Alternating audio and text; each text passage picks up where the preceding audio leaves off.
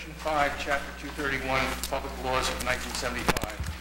This is to state for the record that adequate notice of this meeting has been provided to the public by posting and maintaining the annual notice of the regular meetings on the bulletin board of the municipal building, and by providing a copy of the annual notice of the regular meetings for the year 2016 to the Glen Ridge paper, the Glen Ridge Voice, the Montclair Times, and to the Star Ledger on Tuesday, January 5th, 2016, and by filing said notice in the office of the municipal clerk. Will the clerk please call the roll? Councilpersons Hughes. Present. Lisovich. Here. Lefkovich. Here. Dawson. Here. Murphy. Here. Morrow. Here. You have a quorum, Mayor. Thank you. May I have a motion to approve the minutes of the last meeting? I'll move. Second. Any discussion? Will the clerk please call the roll? Councilpersons Hughes. Aye. Lisovich. Aye. Lefkovich. Aye. Dawson. Aye. Murphy. Aye. Morrow. Aye. 6 ayes, no nays. The motion carries. Thank you. Do we have any written communications? Not at this time, Mayor. Thank you. Now is the time for any members of the public who would like to address the council to do so.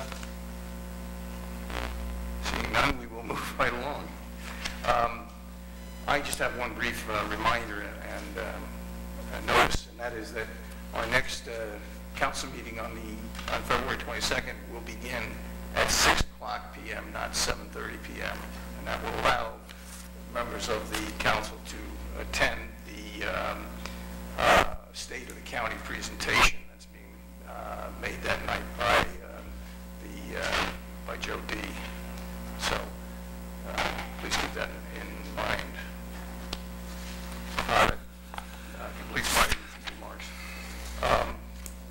Peter, some for us? Mayor, I have two resolutions tonight. Resolution 37-16, be it resolved that the following claims and be approved and warrants be drawn for the same. Current fund, $2.7 million. General capital fund, $50,910. Water operating, $71,638. Pool operating, $1796. General trust fund, $3860. Payroll agency, $210,524. Be it resolved that the Chief Financial Officer Treasurer of the Borough of Glen Ridge is hereby authorized to issue the payroll for the employees of the Borough of Glen Ridge for the pay date of February 8th, 2016. Mayor, I move the resolution. Do I hear a second? I'll second. Will the clerk please call the roll? I'm sorry, is there any discussion on this before we... Will the clerk please call the roll? Councilpersons Hughes. Aye. Lisovich. Aye. Lefkovich. Aye. Dawson. Aye. Murphy. Aye. Morrow. Aye. 6 ayes, no nays. The motion carries. Mayor, I also have resolution number 3816.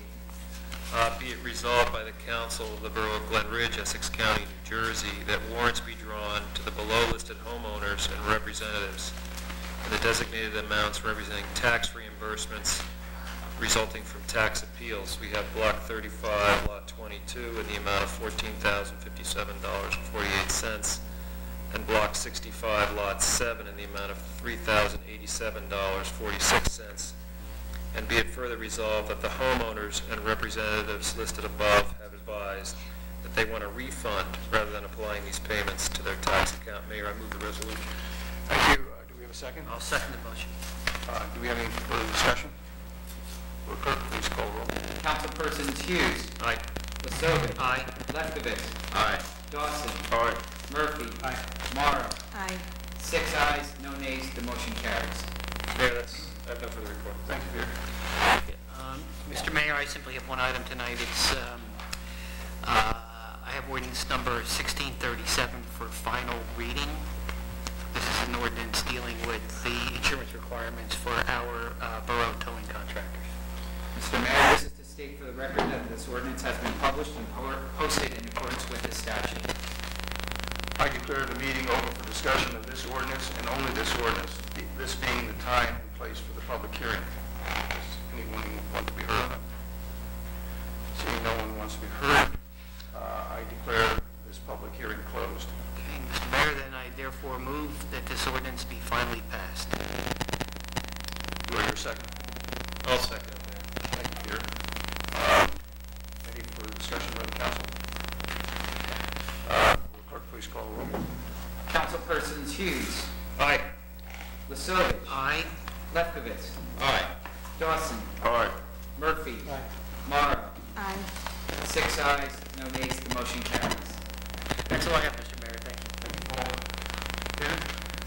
Yes, Mr. Mayor, I have no formal report, but I wanted to mention a couple of things. First of all, I had reported in the previous meeting that the video signal of the Glen TV was intermittent, and thanks to the intervention of Mr. Kelly, the necessary fixes were made and the video signal is back. In fact, the last time I turned it on, the sound seemed to be improved as well. So there was perhaps an unexpected benefit from that. The other thing that I want to mention is, as all of us up here know, just last week we saw the unfortunate and very sudden passing of David Ginsburg, who I've known, and I think all of us, or many of us, have known for a long time. I mention it particularly because he was the treasurer of the Board of Trustees of the library, and I had just joined that board last month, so last month was my first meeting with him. In fact, this week will be my first meeting without him. It's a terrible sudden loss for his family and for the town. And I think it's also, in a sad way, it's also a reminder of the volunteerism of Glen Ridge and how important unpaid concerned citizens are to weaving the fabric of our town together. He typified that in every way. And so I think we'll all miss him terribly. And that's all I have to say. Thank you, David. I had the pleasure of serving on the library board with him for about 3 or 4 years. He was very dedicated and committed to the library. In fact, I think he just agreed to serve another 5-year term. So he was a very, very valuable and effective member of that board. We will miss him. I'd certainly second that also. He'll be missed. All right, I have a resolution, an ordinance tonight. I have ordinance number 1636 to appropriate FEMA grant money for the municipal complex generator that I'll introduce first. And what this is for is to replace the generator that's out by the police station right now with a larger generator that'll be out back that'll be able to handle the entire complex, including air conditioning and heat and lighting and all the other devices that we have in here. And so what this is,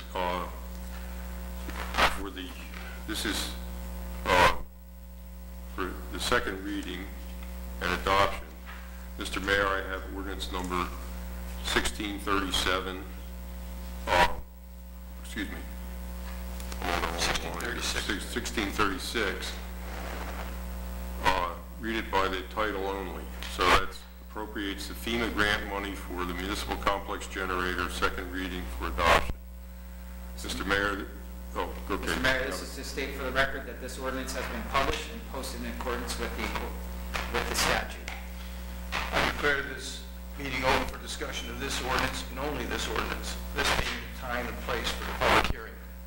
Does anyone want to? I might also add that the generator that's outside the police station as part of this replacement project will be transported down to the yard and then used to support the yard in the case of a power outage. So we already have that, and it's a good generator, and just get that moved down there. And some of the infrastructure is already in place to mount that and run the wiring. So when we did this one, we anticipated being able to do that down the road. So we're now executing that. Great. Anybody want to be heard from the public? Seeing none, I declare this public hearing closed.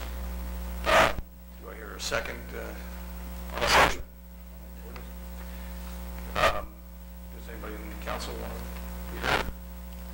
Just one question, is the dollar amount the same as when it was originally proposed? We have a grant for $153,000 from the FEMA. Okay. And I So guess, what we're doing is taking that grant amount, Yeah. matching it with an ordinance.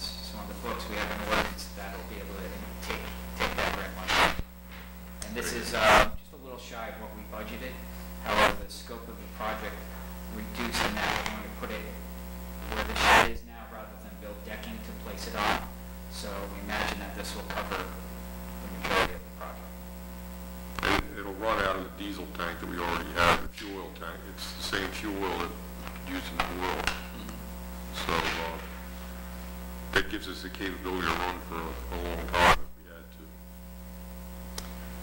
had to. Clerk, please call the roll. Councilpersons Hughes, Aye. Lasovich, Aye. Lefkowitz, Aye. Dawson, All right. Murphy, Morrow, Aye. 6 ayes, no nays, the motion carries. Mayor, I'd just like to point out that, getting a FEMA grant in the amount of $150,000 for a capital expense like this is really a nice feather in our cap.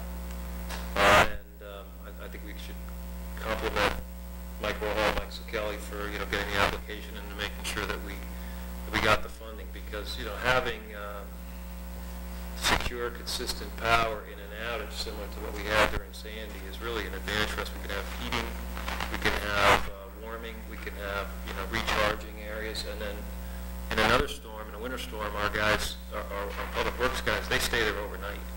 And it's a lot easier to do it without candles and in the cold. Hot water is a good thing too. Yeah. Well, it also gives us an opportunity to announce in advance where our stations will be.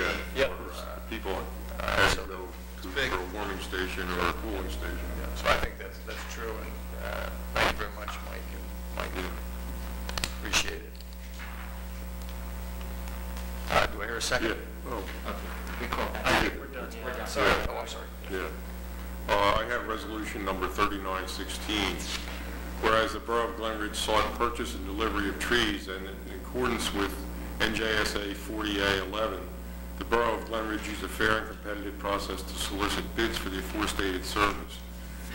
On February 2nd, plant detectives at 45 Route 206, Chester, submitted the lowest responsible bid proposal in the amount of $19,334. So we've had 3 bids, and these guys were the lowest bidder.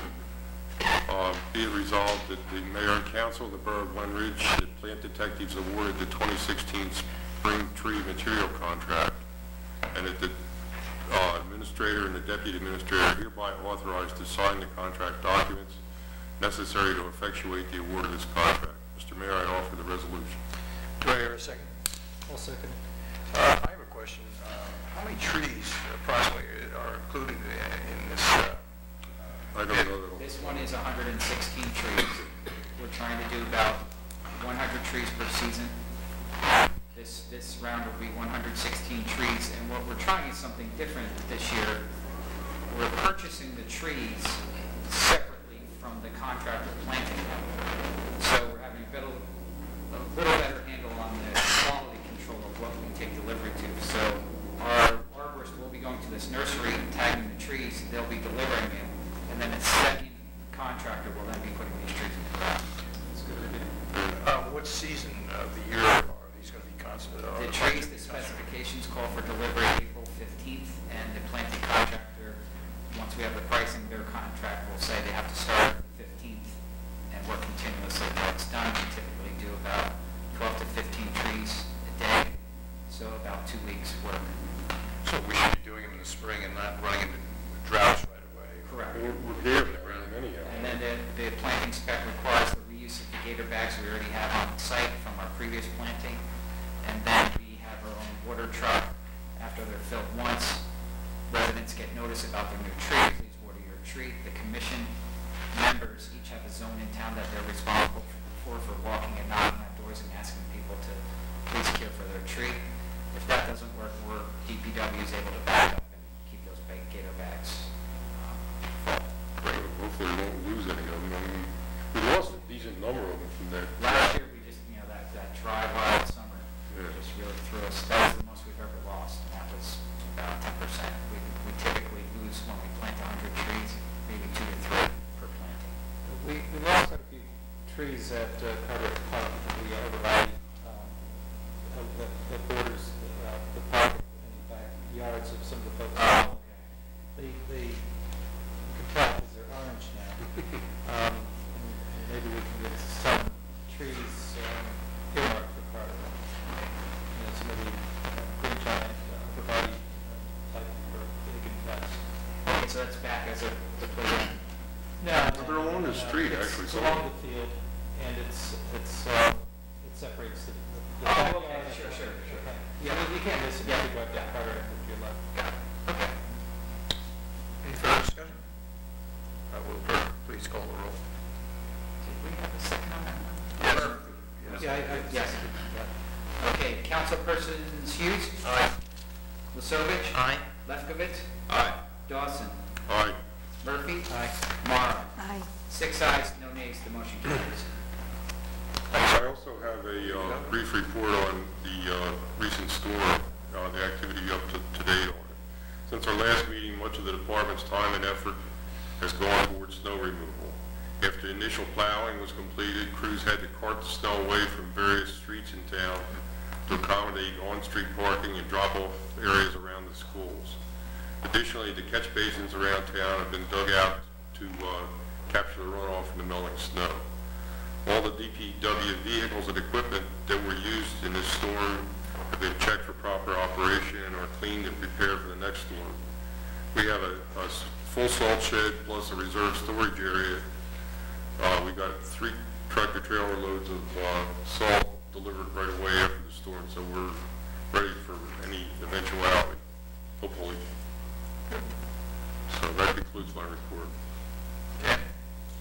Thank you, Mr. Mayor. No formal report this evening. However, earlier today I was at Carteret Park with Jim Carroll and one of the vendors for the playground equipment, just inspecting what's there.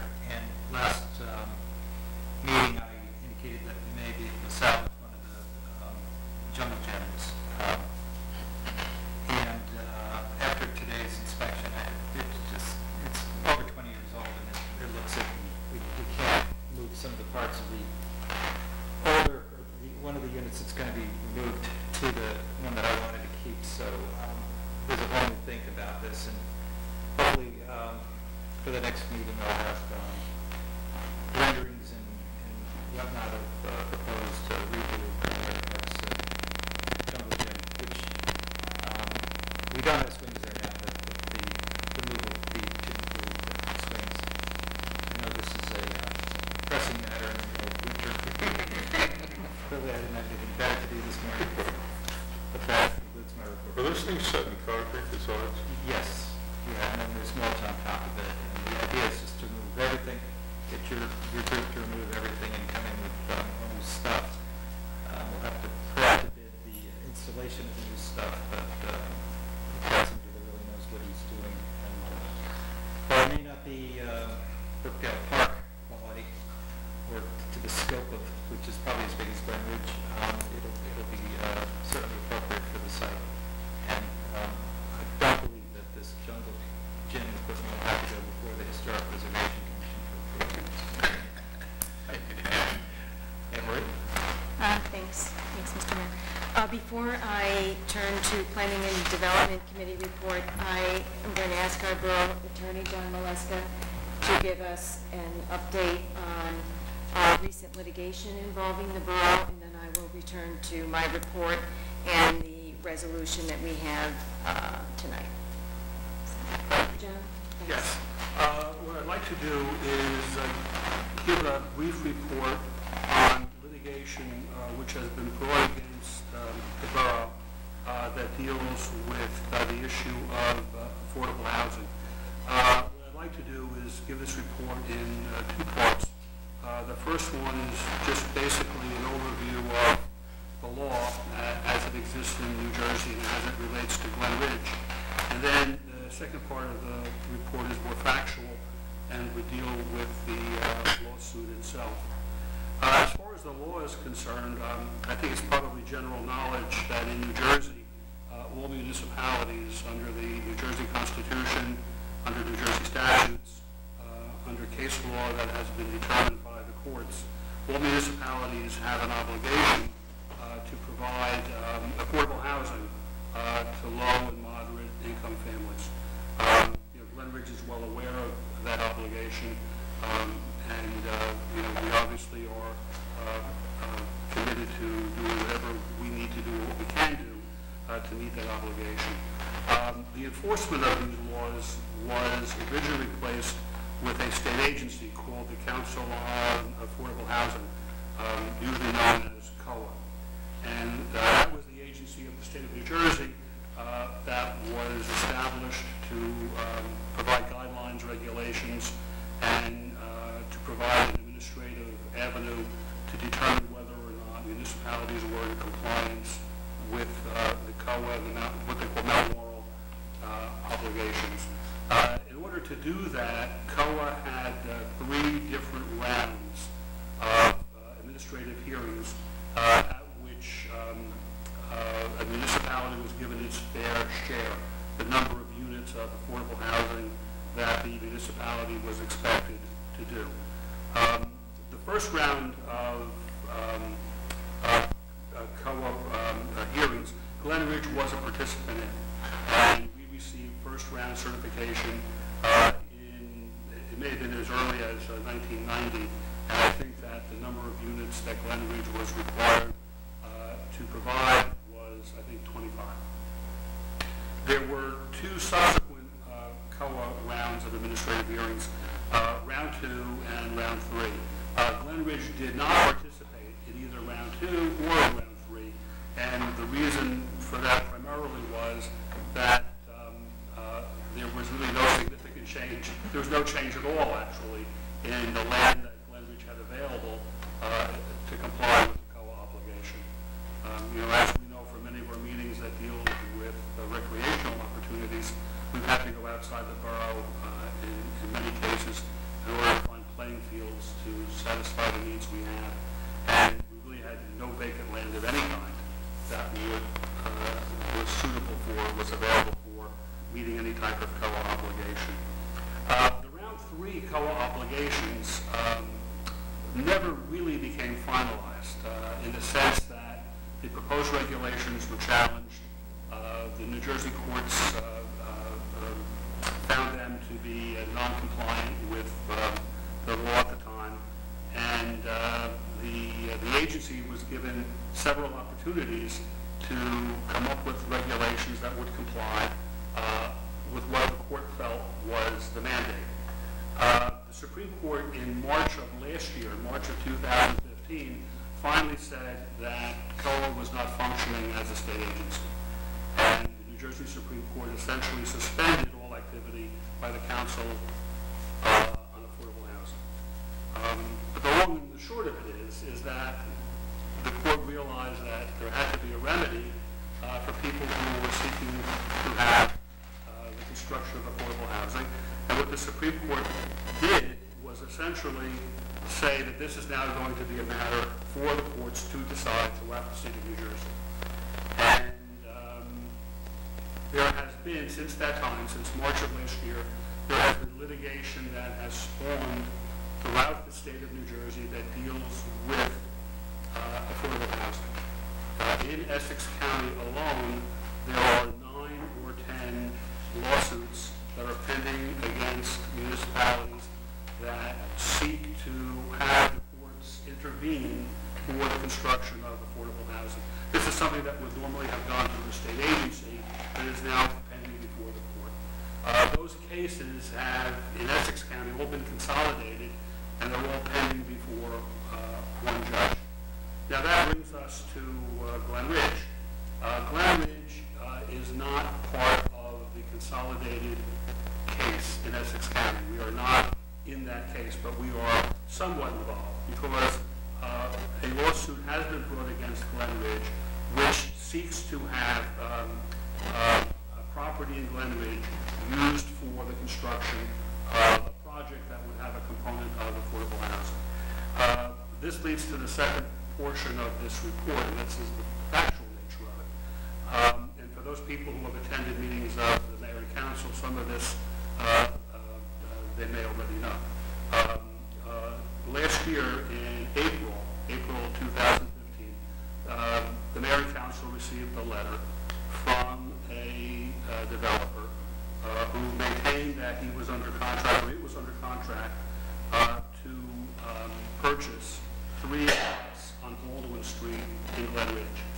And in the letter of April 2015, the developer sought to have the construction of 50, not Mount Laurel units, but 50 luxury units, an apartment building.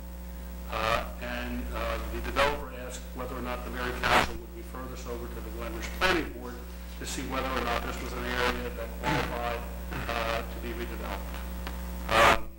And by resolution that was enacted soon after that, the mayor and council did in fact refer to the Glen Ridge Planning Board a request to look at these 3 lots on Baldwin Street to see whether or not they did in fact qualify as property in need of redevelopment. 2 months later, the same developer wrote another letter to Glen Ridge, and in that letter the developer noted that it had acquired another lot on Baldwin Street, not fee ownership, but was under contract to buy another lot on Baldwin Street. This was lot 9 on Baldwin Street. And now the request was that instead of the 50-unit building project, 50 units, the proposal was now for 59 units, 50 of which would be what we call market rate units, and 9 of which would be the Mount Laurel component of affordable housing. And the letter requested that this now be referred over to the Glen Ridge Planning Board, and that the earlier request be amended to include the entirety of these parcels to see whether or not they would qualify as properties in need of redevelopment. Well, that did happen. There was a resolution, and this was referred over to the Planning Board. But soon after that, the mayor and council did an examination of the properties, not a physical examination or an on-site evaluation, but a review of the records and a view at least of the outside of the properties. And it became clear upon a review that none of the properties really qualified under the statutory scheme to be considered property in need of redevelopment. One of the key components was that the property had to be considered blighted. None of these properties are considered blighted. None of them have been cited for any housing code violations. So it seemed that there was no particular reason for the Planning Board to go forward with an examination, because on its face these properties did not qualify as property in need of redevelopment. Soon after that, in July 2015, the lawsuit was started. This lawsuit was started, by the way, at the same time that all of the other municipalities in Essex County were sued for their own lawsuits for Mount Laurel litigation. But our lawsuit was different than the others in that the only request in the lawsuit really was that this matter should have been referred over to the Glen Ridge Planning Board to determine whether or not these properties should be developed. Several months after that, in October of last year, we received another letter from the same developer. And in that letter, the developer maintained that it had also acquired an option to buy one more lot on Baldwin Street. And that was, I believe that one was lot 4. So that the developer maintains that he has rights to buy 2, 3, 4, 9, and 10, which is 5 contiguous houses on Baldwin Street. And there was a concept plan, and the concept plan for that project site was for the construction of 125 residential units of an apartment building, of which 15% would be earmarked for affordable housing. complaint, as I said before, the complaint was only for the original 4 lots, and there has been a request to amend the complaint to include this 1 lot. We have filed defensive papers. We are opposing the motion to amend, and we are at the moment fighting the lawsuit. I think the important thing is that it's very early in the proceeding, but any lawsuit like this is, of course, a serious lawsuit. There are lawsuits like this, as I said, pending not only in Essex County, they are pending throughout the state of New Jersey. And in every county, there has been one judge appointed in each of New Jersey's 21 counties who is to consolidate all of the cases that are pending in that county and to try and shepherd these things through as best they can.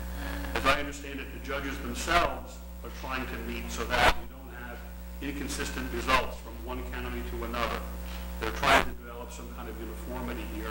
And there has also been some talk that the New Jersey legislature may somehow try to put together some piecemeal litigation that would forestall all of this while the legislature might tackle the problem. But, we don't really think that that's going to happen in any time quick enough to prevent any of this.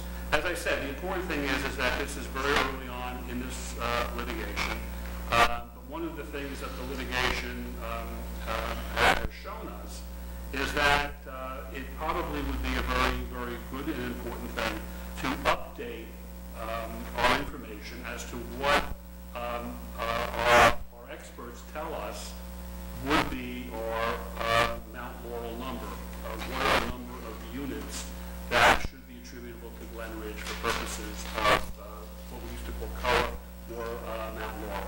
And in order to do that, there is a need for a planner who will come in and use all of the tools that are available and the methodologies that are available to determine what that would be. And of course, having that number is good not only for planning, but it's also good for purposes of this litigation, because the builder itself really cannot succeed in its litigation unless it shows that we have not met our Mount Laurel obligation, and that's something that has to be proven one way or the other. So that's where we are now. As I said, the lawsuit has been filed. We are in active defense of the lawsuit. It affects 5 parcels that are on Baldwin Street. The title to the property, to our knowledge, has not yet been conveyed to the developer. It's our understanding that the developer has rights to these properties, but has not yet acquired title to the properties. And I think that's probably as far as we are with this lawsuit. And John, the properties in question are the 5 private homes across the street from George Washington Field. Yeah, that's right. I mean, this is all a matter of public record, so anything I'm saying here is not something that is private. The common addresses are 283 Baldwin, 277 Baldwin, 273 Baldwin, 275 Baldwin, and 289 Baldwin. These are 5 contiguous properties. And as I said before, the genesis of the lawsuit, or at least the perceived genesis of the lawsuit, and the handle that's being used to bring this lawsuit against Glen Ridge, is that the mayor and council did not continue to refer to the Glen Ridge Planning Board a request to determine whether or not these properties were blighted and were in need of redevelopment. And as I said, our determination was that there was no need for that referral because on the face of it, these properties are zoned for residential, they're being used for residential, they're actively used for residential, they are not the subject of, and they have not been, the subject of any housing code violation. So just on the face of it, they do not comply. But again, this is the handle that the developer is using to bring the lawsuit against Glen Ridge. And again, it's that nuance of the case that has kept us from being consolidated with the 9 or 10 other lawsuits that have already been consolidated. And one of the things that may happen here is that our case may ultimately get consolidated with those other cases. And the unfortunate part of that is that there would be an expense in participating in that kind of a litigation. But the plus side of that is we certainly want to be careful that nothing is decided in that litigation that would be binding on us in a way without our participation. So it may be that we might be forced to participate simply to make sure that our position is properly articulated and that we have a right to say what we want to say. Thank you. I don't know if there's any questions from the mayor and council. I'm certainly happy to. Over the period of time when this developer first approached us, the project that he's interested in has morphed from 50 units to over 100 or 120 units. That's correct. It went from 50 units when he had 3 lots. Then it went to 59 units when he had 4 lots. And now that he claims to have rights to 5 lots, the project that is being suggested is 125 units. I think they always were considered to be not condominium, but residential apartments. They were going to be rental units. The first one was 50 units of what were described as a luxury complex of 50 units. The second part of the project, when it went from 50 to 59, I think it maintained the same component of 50 luxury units with non-affordable housing units. And then when the last lot, rights to the last lot were acquired, it has grown to 125 units, of which 15% would be considered an outlaw component.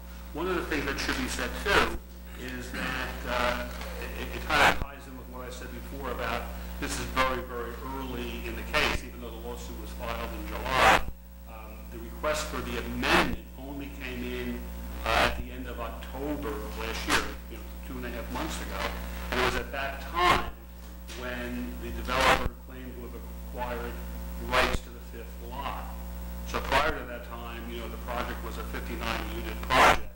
But in October, the project went from 100 to 125 units. The lawsuit, as it is now before the court, deals only with the 4 lots and the claim to build 59 units. What the developer is attempting to do is the developer seeks to amend its complaint to add the extra 5th lot and to maintain a claim of building 125 units. This is the motion that we are fighting. We are saying that we do not want that complaint to be amended. The other thing is, of course, too, not that we want to talk about the strategy of the case, but again, this is nothing that's not of record. We're actually asking that the individual homeowners, the record owners of the property, be joined in the lawsuit. Right now, those homeowners are not parties to the lawsuit. And again, that's because the developer brought the lawsuit. We are only defending it. But when the developer brought the lawsuit, it did not bring in these other parties. So I think that has to be said too. So just to be clear, the developer theoretically has entered into contract with these 5 separate homeowners contingent upon his ability to develop their properties into this 125-unit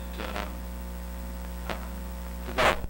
Well, to be very, very precise in answering that, the answer is we don't know. And I say that, I don't say that cavalierly. One of the requests that we have made is that we have asked to see the contracts. We feel that we should not be in a position to spend a lot of municipal time and resources unless we know for sure that the developer, in fact, has a solid contract, that there are no contingencies, that someone may not back out, has the right to back out. And the reason why we have that concern is over the space of 5 months, the project went from 3 lots and 50 units to 4 lots and 59 units. Now it's 5 lots and 125 units. And at every step of the way, the developer has asked us to spend time and money and municipal resources to determine whether or not these properties are in need of redevelopment. and the project really has never been solidified. And right now, the project request for 125 units is not really technically before the court yet, because this is the amendment that the developer seeks to put before the court, which we are opposing. John, if that were to go through, the total acreage that we're talking about is just about 2 acres, right? Yeah, that's a very a good point, because the allegation is that these 5 lots together comprise, I think, 2.3 acres.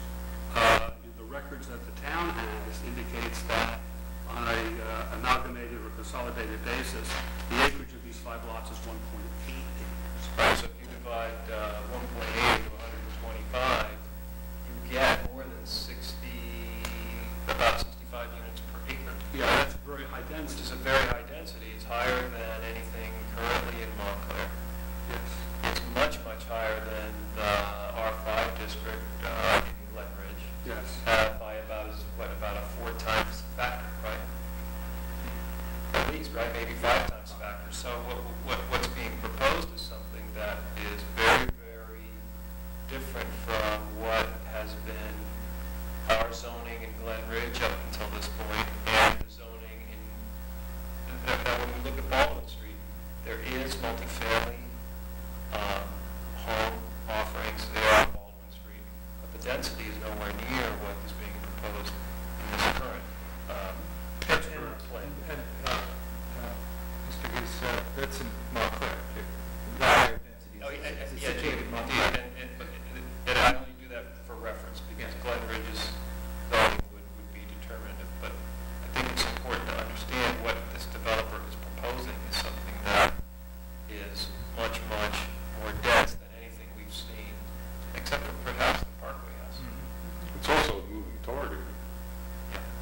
Well, that's true. That's true. And the other thing that has to be said, too, the fact that the developer wants to build a project of 125 units doesn't mean that sound land use planning For us.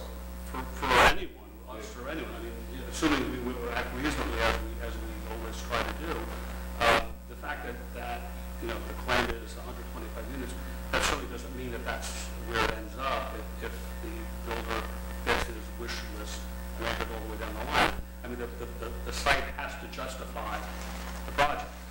And as Mr. Hughes has said, the developer thinks he has 2.3 acres. We think it's 1.8 acres. I mean, I'm assuming our records are accurate, but they may not be accurate. We don't know.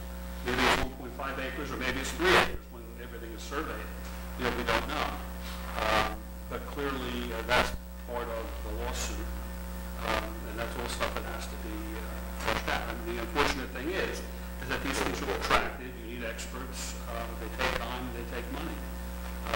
But again, the important thing is that we are one of 9 or 10 municipalities that are in the middle of this in Essex County, and Essex County is not alone. I mean, the floodgates have opened up on this type of litigation because the administrative agency that was tasked to hear all of these things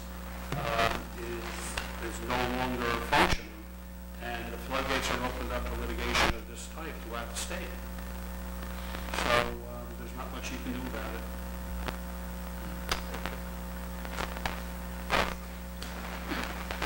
Okay. Thank you very much, John. You're welcome. So I offer tonight Resolution 40-16. It is on the agenda this evening to award a contract for professional planning services for a study of the borough's affordable housing needs and obligations. Just by way of background and to reiterate some of what John mentioned just now, we feel this is a necessary step to take at this time.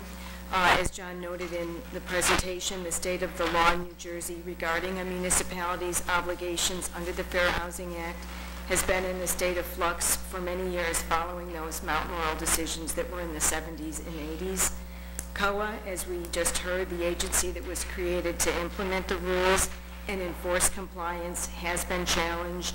They failed to provide the regs that the court mandated, and as of March 2015, the New Jersey Supreme Court ruled that in the absence of COA providing those revised rules and regs, the trial courts and not the state agency will have jurisdiction over affordable housing compliance. At that point, as John noted, builders and developers were free to file actions in the local courts, and that is essentially what has happened since the summer and into the fall. Including the current case against Glen Ridge. There are currently 9 cases pending, as John mentioned, in Essex County, as reported by the borough attorney. The litigation does include one which has been brought against the borough by the developer who's seeking to develop certain of these parcels on Baldwin Street. So to assist the borough in determining its affordable housing obligations, we wish to retain a professional planner and a consultant to do a review and analysis so that we are in a better position to know what the borough's affordable housing obligation may be. This involves preparation of an affordable housing needs report. It's essentially data gathering in a number of specific areas that's mandated by statute. It would also include development of an updating housing element and fair share plan report. Again, this includes specific data specific to Glen Ridge on our housing stock, on occupancy, on demographics.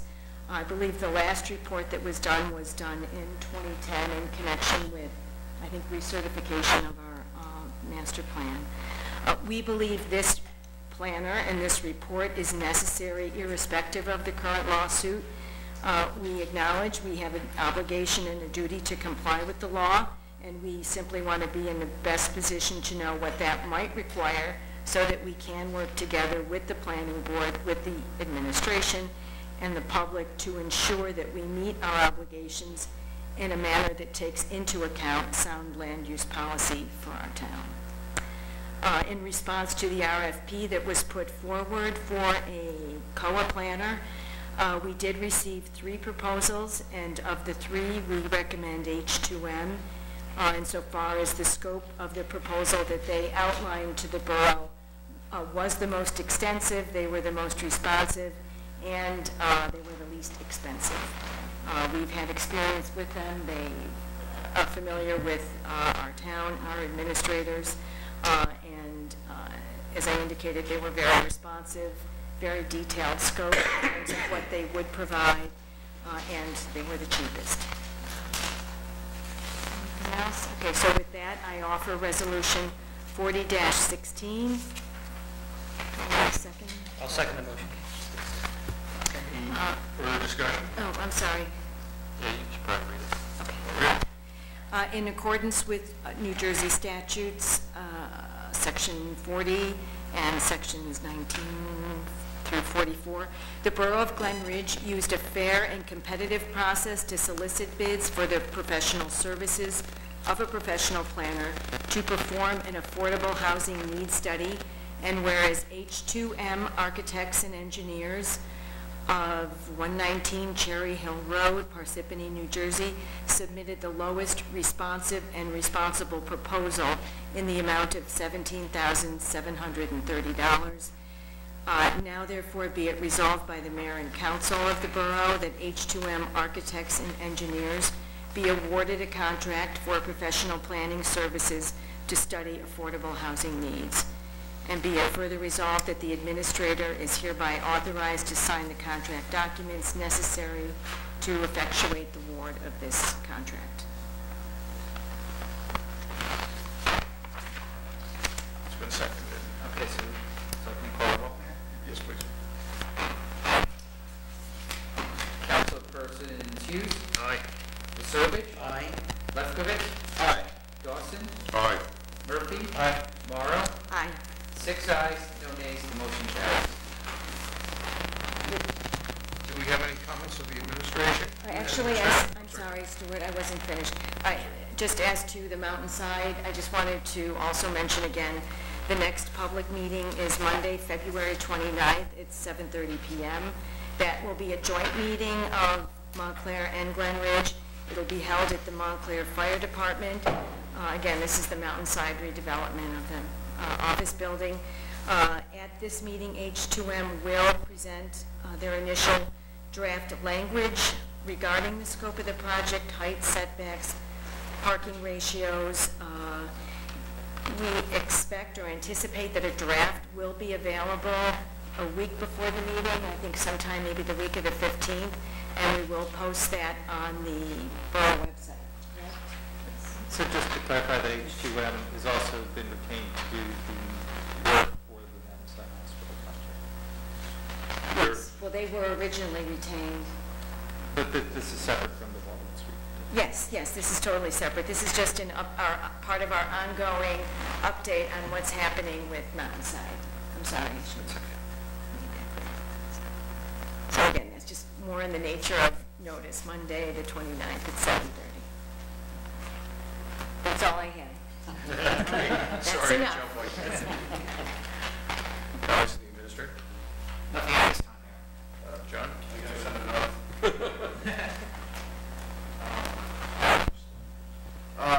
Public safety, we'd just like to remind all the residents that we're currently participating in the state initiative, one text or call, direct it all, catchy.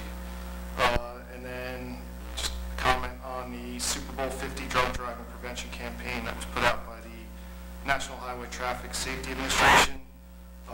We had officers doing details all night last night, and we didn't have one DUI arrest.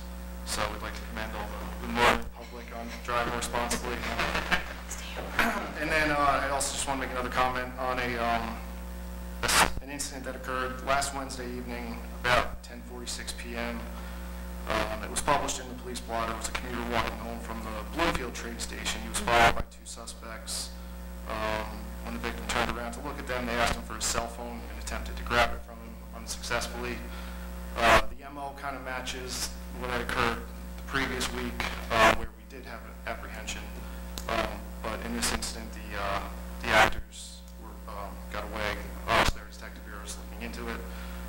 But we just want to advise residents to stay alert to their surroundings, particularly when they're walking at night. And if they can have 911 readily available on their cell phones, that way they can contact us if the need arises. What time did this occur? 10:46. Oh, Yeah, the person was walking from the Bloomfield train station up Washington Street. The previous one happened at our train station. Right. And we have video surveillance footage that we're going through with the most recent one, so our detective bureau's on it. Thank you. Thank you. Do we have anything new or unfinished business? Not at this time, Mayor. We have another opportunity for comments from the public. Anybody like to be heard?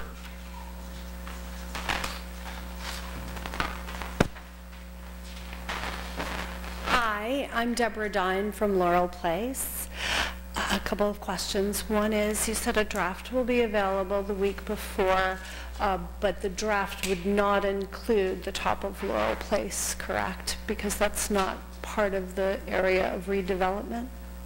Correct. This would just be the ordinance describing the bulk requirements and site requirements on the area declared an area needed redevelopment. On Mountainside, okay. And then secondly, John, that was very interesting, and I think that's wonderful that you're responding so quickly to it. I had a question. Is there any law preventing people from purchasing 5 lots that are next to each other? With a planning board and a historical board, it's interesting that someone could come in and purchase 5 plots next to each other that maybe leave us in a little bit of a compromised position with nobody noticing. Well, we don't know the sequence of events. We don't know, whether they were under contract at the same time or serially. It sounds like, based on the letters that we received, that first they had rights to 3, then acquired rights to 4, and then acquired rights to 5. But it's to answer your specific question, there really is no law that prevents someone from amalgamating and consolidating lots. I mean, the perfect example would be the way Disney World was set up in Orlando. Listen, there are different laws required under different classes of ownership, and then they consolidate. So, one could do it on any street and then consolidate. However, there would have to be a change of zoning in that area, because certainly he could find that it is an area of redevelopment, and you could say, sure, but then you can develop 5 separate private homes. That's right. And that, of course, is the nature of the lawsuit. Yeah. Whether or not a person, can acquire 5 homes that are contiguous, the lots are contiguous to each other. They're all zoned for single-family dwellings, and whether or not the builder can bypass the existing zoning laws to build a project of the size and scope that is proposed. Under this Mount Laurel case law, the body of law which has developed under Mount Laurel, if a municipality has an obligation to provide affordable housing, and if the municipality fails to provide that, and it's shown that the municipality has failed to provide that, then a person has what's known as a builder's remedy. That builder's remedy is to come in and to address that housing need by building a project on that site without regard to the zoning laws. The only real constraint would be, what makes sound land use planning for that site, throwing aside the existing zoning law. Although, I guess, based on the study that H2M does, you could also then choose to build those 10 units, affordable housing units, assuming it's 10 or whatever it is, some smaller number than I'm guessing 110 elsewhere. If there's land that's for it. Right.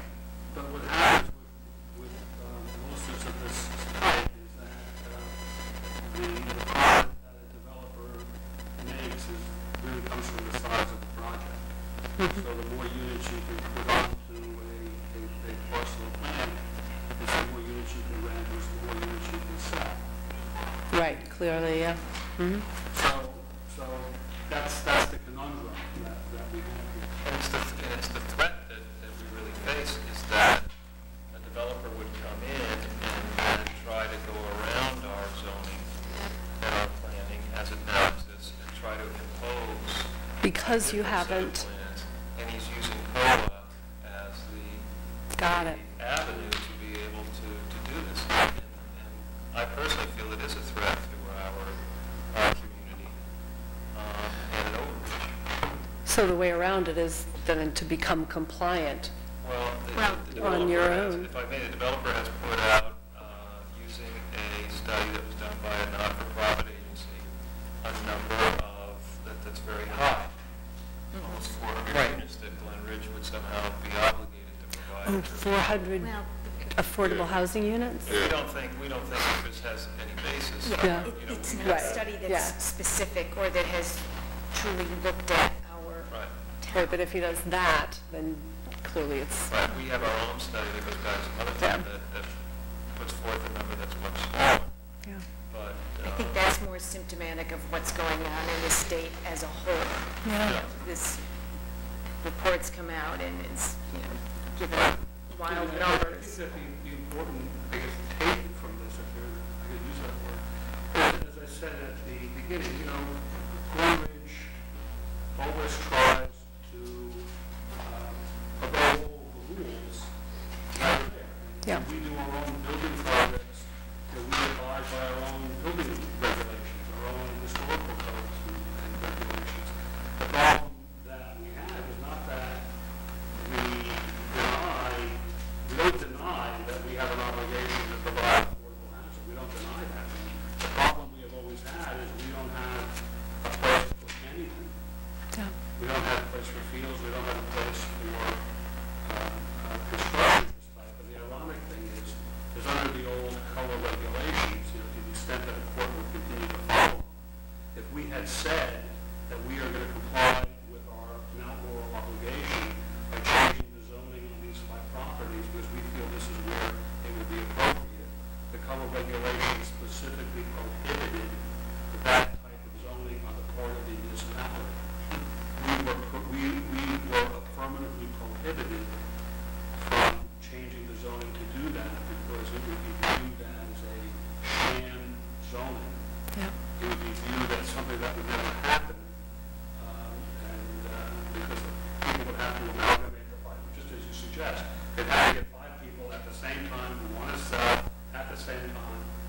And it would be an easy way for a municipality to avoid its obligation by saying, well, we provided the zoning, we're just waiting for someone to come along to do it. They said, no, you just cannot comply with your mental or your co-obligation for that type of a zone. And so here we're now faced with defending a lawsuit where someone is doing something that we could not have zoned. You know? Glen Ridge was actually one of the first places in the country that had zoning.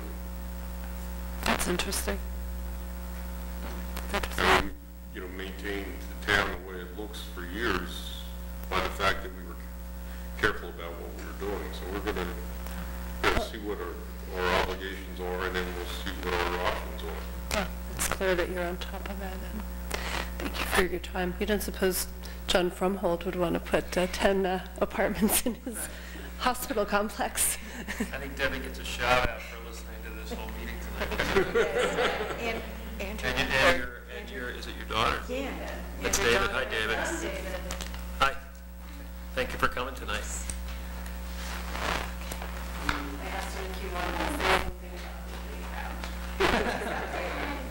Anybody else have anything?